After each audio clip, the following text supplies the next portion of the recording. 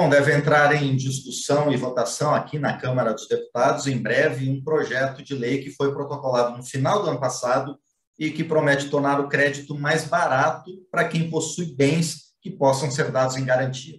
O projeto, por conta disso, recebeu o nome de Marco Legal das Garantias, e a gente vai conversar um pouco sobre essa proposta aqui hoje, mas antes a gente precisa lembrar que, por ser ainda um projeto, ele pode sofrer modificações ao longo da sua tramitação aqui na Câmara dos Deputados, quando começa a ser debatido pelos deputados até a sua votação final.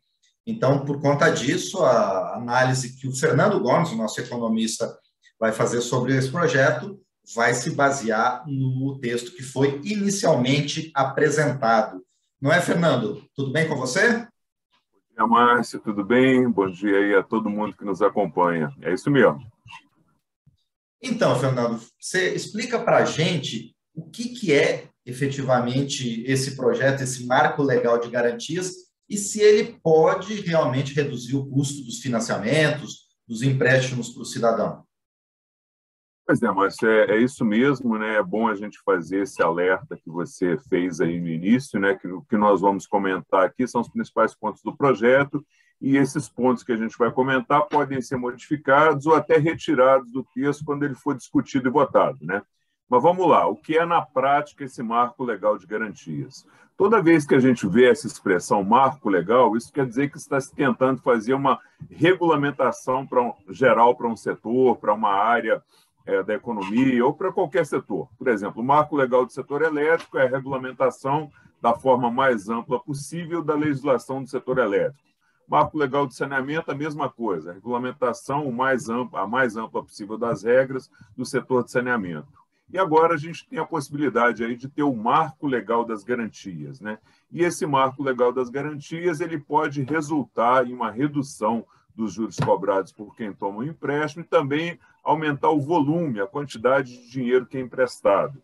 Essa redução dos juros, ela viria a partir de uma desburocratização, de um aperfeiçoamento do sistema de garantias atual, que é atualmente utilizado aí para garantir os empréstimos e os financiamentos no Brasil.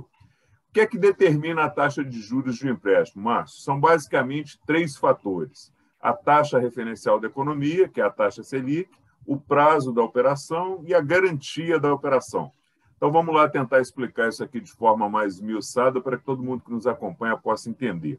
Taxa Selic, né, que é a taxa referencial de juros da economia, que é definida pelo Banco Central, ela é, como o próprio nome diz, uma taxa referencial para as outras taxas que são praticadas no mercado. Então, se a Selic está mais alta, como está agora, as taxas de empréstimos feitas pelos bancos vão ser mais altas. Se a Selic baixa, se ela está mais baixa, as taxas de juros de mercado também acompanham, elas vão ser mais baixas. Normalmente, as taxas cobradas pelos bancos vão ser sempre superiores à Selic. A Selic é a base, mas as taxas reais vão ser maiores, baseadas aí na Selic. Outra variável é o prazo do empréstimo ou do financiamento. Quem já fez um empréstimo consignado, um empréstimo aí para comprar um carro, já sabe do que eu estou falando. Quanto maior o prazo do empréstimo, quanto mais parcelas ele tiver, maior vai ser a taxa de juros, porque uma operação mais longa tem mais riscos aí de não ser paga. E uma terceira variável, que é a que a gente está falando aqui hoje, são as garantias. Quando você vai tomar um empréstimo, se você tem uma garantia boa para dar, a taxa de juros que o banco vai te cobrar vai ser menor. Então, quanto melhor a garantia que você pode apresentar, menor vai ser a taxa de juros que você vai conseguir junto ao banco. E aqui é legal a gente trazer um conceito importante também, para quem nos acompanha possa entender, que é o de garantia real e garantia pessoal. O que é uma garantia real? Garantia real é aquela que é dada por intermédio de bens, como casa, apartamento, um carro, uma fazenda. O tomador do empréstimo ele dá um bem em garantia e para garantir o pagamento e o ressarcimento do empréstimo, caso esse empréstimo não seja pago. São as garantias preferidas por quem é credor, porque ela é mais fácil de executar.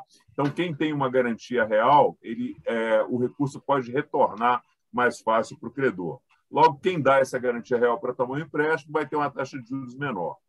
É importante a gente registrar também que a garantia real ela só pode ser usada para o pagamento exclusivo do valor que não foi pago pelo devedor. Então, o credor vai vender o bem dado em garantia, quitar a dívida e tudo que sobrar ele devolve para o devedor. São exemplos aí de garantia real, penhor, anticrese, a hipoteca, mas eu não vou falar sobre cada uma delas aqui não, porque vai tomar muito tempo. O importante é a gente ter em mente que a garantia real é uma garantia mais segura para o credor e, por isso, a taxa de juros nessas operações ela é menor.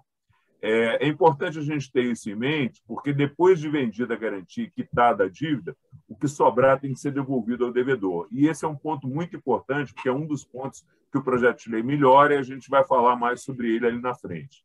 E a outra garantia é pessoal, né? Não há bem envolvido, mas somente um documento assinado por um terceiro, garantindo que se o tomador do empréstimo não pagar, esse terceiro é que vai pagar.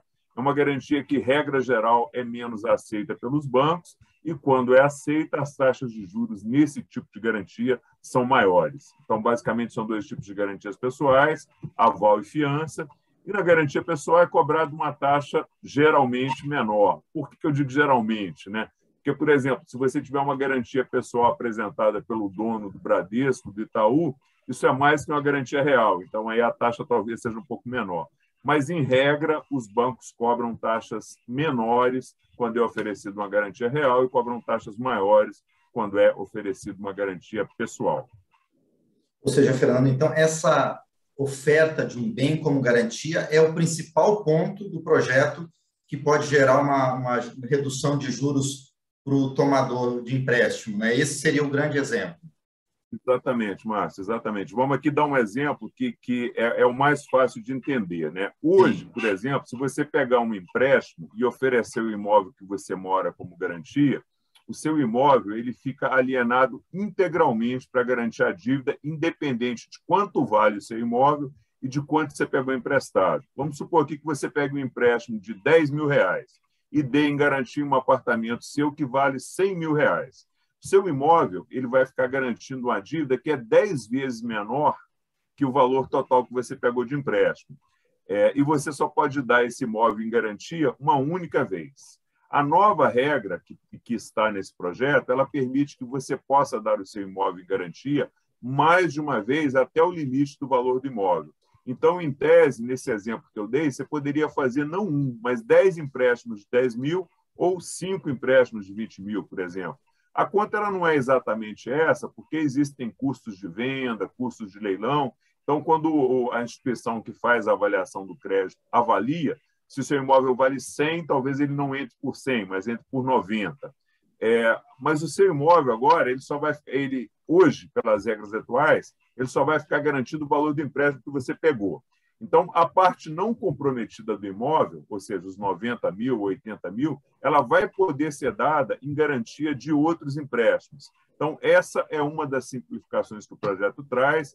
Esse exemplo mostra como o projeto pode ser útil para aumentar o volume de crédito emprestado, né? Pelas regras atuais, você deu em garantia 100 mil e ficou com 100 mil bloqueado para pegar um empréstimo de 10 mil.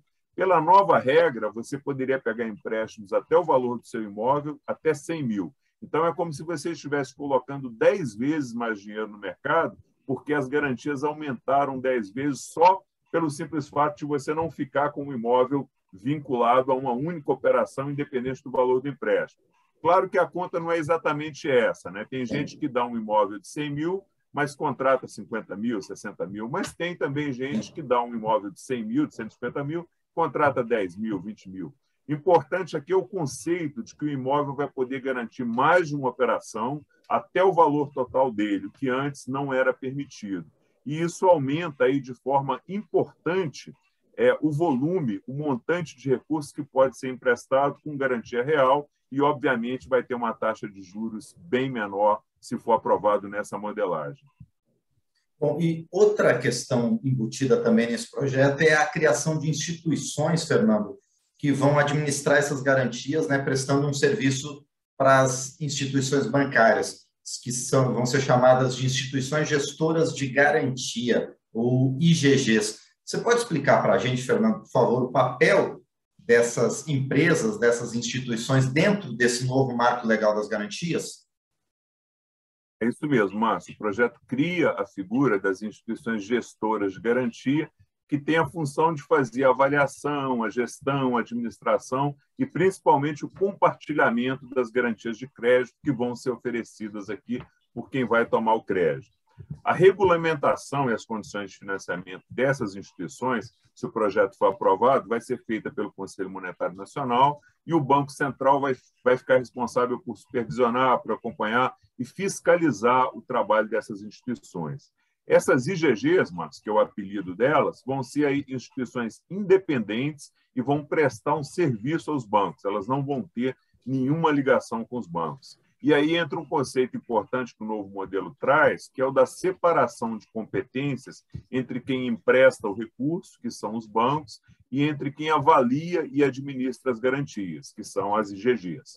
E o trabalho dessas IGGs é exatamente permitir que as garantias possam ser compartilhadas com vários bancos, como a gente falou ali atrás. Naquele exemplo que eu dei, você pode dar o seu apartamento de R$100.000 e fazer empréstimos em bancos diferentes, desde que dentro do valor máximo da garantia que você deu. Quem vai administrar esse compartilhamento da sua garantia entre os bancos diferentes que você vai optar por tomar um empréstimo são exatamente essas IGGs. Então, hoje você tem um bem que vale muito mais do que o primeiro empréstimo que você tinha pegado. Isso era permitido usar essa garantia em um empréstimo. Agora você vai poder usar em vários empréstimos até o valor da garantia, e isso injeta muito mais recursos no mercado a uma taxa de juros mais baixa, porque passa a existir uma garantia real, onde pelo modelo atual não existe. E tem outro lado, Márcio. Você que antes só podia operar com um banco, em uma só operação, agora você vai poder dar o seu imóvel em garantia na IGG, na Instituição Garantidora de Crédito, e procurar vários bancos para ver qual tem a melhor taxa de juros para te oferecer. Isso aumenta a competição entre os bancos e também vai reduzir os juros das operações. Então, você passa a ter dois efeitos que reduzem os juros por esse modelo, por esse projeto que está sendo apresentado. O aumento das garantias reais, que dá mais segurança aos bancos e reduz a taxa de juros, e o aumento da competição entre os bancos, o que também vai reduzir as taxas de juros. Agora, o projeto ele é bem mais amplo, Márcio. À medida que ele for caminhando aqui na Câmara, a gente vai trazer mais informações. Por ser um projeto muito complexo, ele certamente deve ter aperfeiçoamentos aqui quando estiver tramitando. Para fechar, eu queria deixar só um dado que consta aqui do texto do projeto para a gente fazer uma reflexão, né? Segundo o Banco Central, o volume de empréstimos feitos para pessoas físicas, para construção, reforma, ampliação e aquisição de unidades residenciais, ou seja, casas e apartamentos, em março de 2021, ele representava mais ou menos 750 bilhões. O mesmo estudo aponta que o valor aproximado patrimonial do mercado imobiliário residencial urbano, ou seja, quanto vale aproximadamente todos os imóveis residenciais do país, seria algo entre 8 a 10 trilhões de reais, o que representa um potencial de crescimento de mais de 10 vezes no volume de recursos que é emprestado hoje para esse tipo de atividade, construção, reforma, ampliação de casas. Por isso que eu dei o exemplo do seu empréstimo sendo de R$10.000 para um bem de R$100.000, para a gente ver o que é que pode ser injetado de recursos aí nesse tipo de empréstimo, caso o projeto seja aprovado. E esse é só um mercado, né? O novo marco ele permite, por exemplo, que você possa dar imóveis e garantias para montar um negócio, para montar uma empresa. São vários tipos de operações, não é só a operação casada do imóvel com operação imobiliária, não. É isso, Márcio. A primeira análise parece um projeto muito bom, muito interessante, nessa linha aí de aumentar o volume de negócios, de desburocratizar, melhorar a gestão e, principalmente, aumentar a quantidade de recursos disponíveis e reduzir juros para o cidadão que precisa de empréstimos.